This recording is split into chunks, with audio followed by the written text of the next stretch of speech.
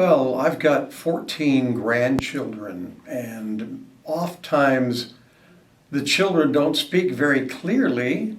They mumble, and then they don't speak loud enough. And it's really a relief to be able to hear what they're asking Grandpa, especially when they're asking for money or for candy or for a piggyback ride or whatever. So the relationship with my children and grandchildren has improved because I can hear what they're asking me. And I have also noticed that I'm hearing my wife better.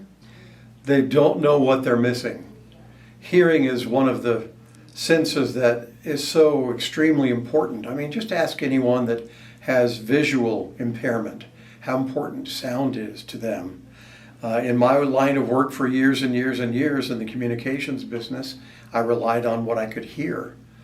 And without having good hearing, you can't identify, number one, who's talking to you, number two, what they're saying, number three, how do I respond? You got to be able to hear. That's an important sense that we have that must be maintained. If not, it will get worse, and it's a degenerative disease and it needs to be treated, just like eyesight. I'm amazed, I'm marveled at the digital technology now that's being used in the instruments that provide hearing help.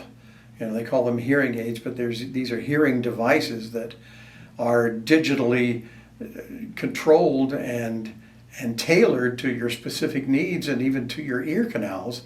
That is not just an amplifier that goes in your ear and makes it louder. There's so much more to it than that. So I'm extremely impressed by the knowledge that Hearing and Brain Center has about how to make that work best for each individual.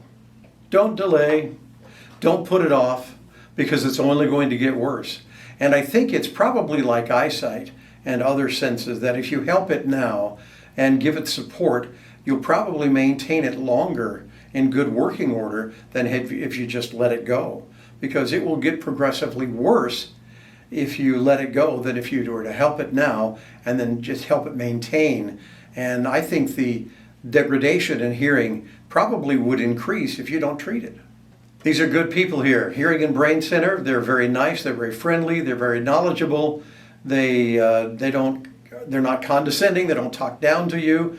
They're very helpful and friendly. They make sure that you remember your appointment. You know, and then as we get older and need these hearing devices, our memories go too. So I'm glad that the reminders are there to make sure that we make these appointments, because after all, the treatment of your hearing is just as important as any of your senses.